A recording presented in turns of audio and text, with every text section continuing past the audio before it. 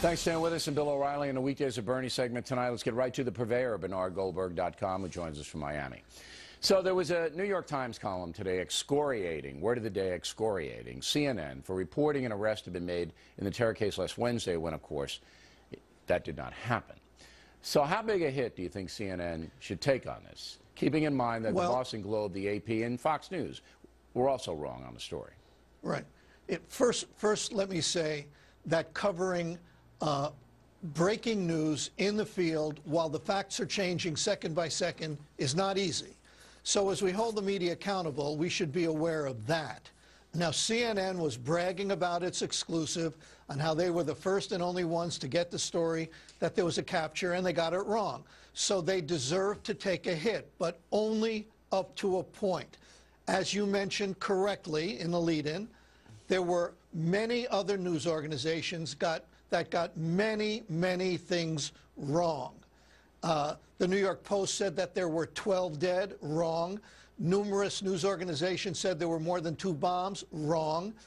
But here's the important part that I haven't heard too many people, if anybody, actually talk about. Not one reporter at CNN or Fox or any place else concocted these supposed facts. Not one reporter made stuff up in order to be a hero and get on the air with an exclusive. No, it was an honest mistake. Absolutely an honest mistake. Well, yes, but here's the other half of it that nobody wants to talk about.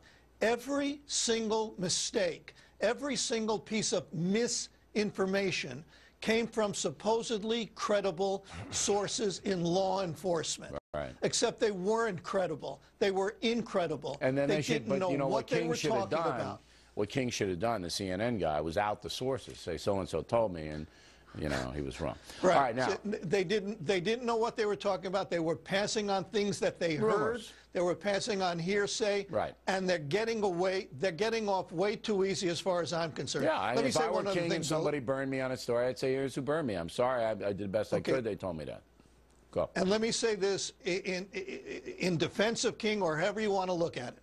If I'm out in the field and I get a tip from a source that I consider reliable in law enforcement, and maybe backed up by a second source in law enforcement, yeah, I'd prefer that they give me their name so I can go with it, but if they don't, I'm going with the story. I would have gone with it. It was like with the AP, Boston Globe, also concurring, I would have gone with it. You saw this woman at the White House press conference ask Carr about the equivalency between Afghanistan and the Boston bombing, and you say? I say that if they gave out a LAMO award for the most pathetic response in the year 2013, Jay Carney would get it. Yeah. He actually said to this woman, I'll have to get back to you on that. Right. The correct response should have been, do you understand? By the way, I don't know if she was asking a question or actually making a statement, but the correct response should have been, intent matters. Intent counts. When we killed 11 children and a woman, it was a terrible, terrible mistake. It was an accident. When bombers in Boston killed people, it was no accident. It was no mistake. Woman, it was intentional. She had but he didn't have the guts. He didn't have the guts to tell her that. He didn't have the guts to say, "Hey, listen, lady, let me set you straight."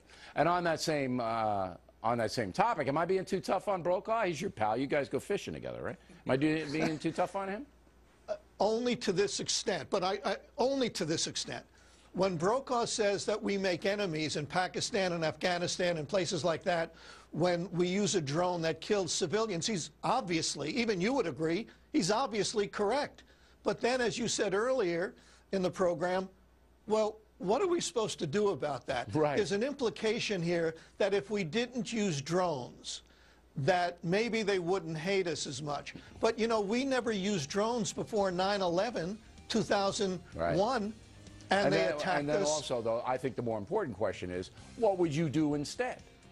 Yes, exactly. Exactly. The greatest generation, you know, that's what really torqued me off, because we know what happened in World War II. All right, Bernie.